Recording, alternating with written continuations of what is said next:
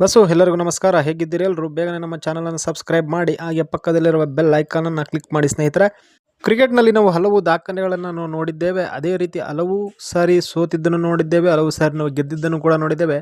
ಆದರೆ ಒಂದು ಕ್ರಿಕೆಟ್ ಸ್ಟೇಡಿಯಂನಲ್ಲಿ ಒಂದಾದ ರೀತಿ ಒಂದೊಂದು ಥರದ ಒಂದು ಕಲಹಗಳು ವಿಲಹಗಳು ಎಲ್ಲವೂ ಕೂಡ ಇದ್ದೇ ಇರುತ್ತವೆ ಸ್ನೇಹಿತರೆ. ಒಂದು ಗಲ್ಲಿ ಕ್ರಿಕೆಟ್ನಲ್ಲೂ ಕೂಡ ಈ ಥರದಾದ ಒಂದು ಸಾಧನೆಯನ್ನು ಕೂಡ ಯಾರು ಕೂಡ ಮಾಡಿರಲಿಕ್ಕಿಲ್ಲ, ನೀವು ನೋಡಿರಲಿಕ್ಕೂ ಇಲ್ಲ. ಆ ಥರದೊಂದು ಆಟ ಈ ಒಂದು ಸ್ಟೇಡಿಯಂನಲ್ಲಿ ಆಗಿದೆ ಸ್ನೇಹಿತರೆ.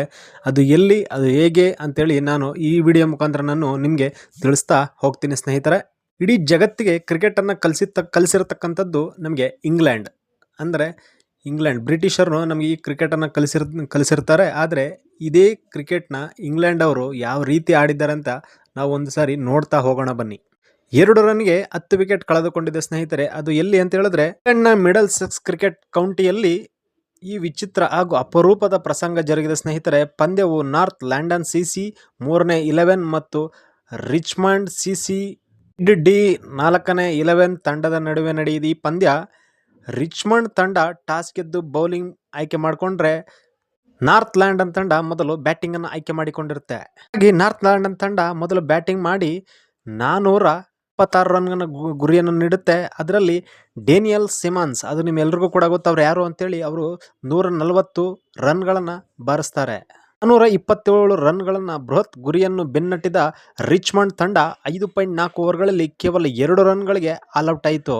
ಯಾಕಂತ ಹೇಳಿದ್ರೆ ವಿಕೆಟ್ಗಳ ಒಬ್ಬರೇ ಒಬ್ಬರು ಒಂದು ರನ್ನನ್ನು ಹೊಡೆದಿದ್ದು, ಅದು ಬಿಟ್ಟರೆ ಇನ್ನೊಬ್ಬರು ಒಂದು ವೈಡನ್ನು ಹಾಕ್ತಾರೆ ಬೌಲರ್ ಕಡೆಯಿಂದ, ಇನ್ನೆಲ್ಲರೂ ಕೂಡ ಡಕ್ಔಟ್ ಆಗ್ತಾರೆ ಸ್ನೇಹಿತರೆ. ನಾರ್ತ್ ಲಂಡನ್ ಪರ ಮ್ಯಾಥ್ಯೂ ರ್ಯಾನನ್ಸ್ 5 ವಿಕೆಟ್ಗಳನ್ನು ಮತ್ತು ಥಾಮಸ್ ಪ್ಯಾಟನ್ 3 ವಿಕೆಟ್ಗಳನ್ನು ಪಡೆದರೆ, ಇದರೊಂದಿಗೆ ನಾರ್ತ್ ಲಂಡನ್ 424 ರನ್ಗಳ ಬೃಹತ್ ಮೊತ್ತದಿಂದ ಗೆದ್ದು ಬಿಗಿರ್ತಾರೆ ಸ್ನೇಹಿತರೆ. ನಾವೆಲ್ಲರೂ ಹೇಳ್ತೇವೆ RCB 49ಕ್ಕೆ ಆಲ್ಔಟ್ ಆಗಿದೆ, ಇದು ವಿಚಿತ್ರ ಅಂತೇಳಿ. ಆದರೆ ಇದು ಅದಕ್ಕಿಂತ ವಿಚಿತ್ರವಾಗಿದೆ. ಯಾಕಂತ ಹೇಳಿದ್ರೆ 49ಕ್ಕೆ ಆಲ್ಔಟ್ ಆಗಿರೋದು, ಇದರ 49ಕ್ಕೆ ಆಲ್ಔಟ್ ಆಗಿರೋದು ಒಂದು ಸಾರಿ ಆದರೆ ನಮ್ಮ ಇಂಡಿಯಾದಲ್ಲಿ ಇದು ಇನ್ನೊಂದು ಸಾರಿ ನೋಡಿದ್ರೆ 2 ರನ್ಗೆ ಆಲ್ಔಟ್ ಆಗಿರೋದು, ಇದು ತುಂಬ ವಿಚಿತ್ರ ಅನ್ನಿಸ್ತದೆ. ಯಾಕಂತ ಹೇಳಿದ್ರೆ ಈಗಿನ RCB ಯಾವುದೇ ಟೀಮ್ ಆಗಲಿ, 10 ಟೀಮ್ಗಳಲ್ಲಿ ಯಾವುದೇ ಟೀಮ್ ಆದರೂ ಕೂಡ ಸ್ಕೋರ್ನ 5ಯಿಂದ 300 ರನ್ಗಳ ತನಕ ತಗೊಂಡು ಹೋಗ್ತಾ ಇದ್ದಾರೆ.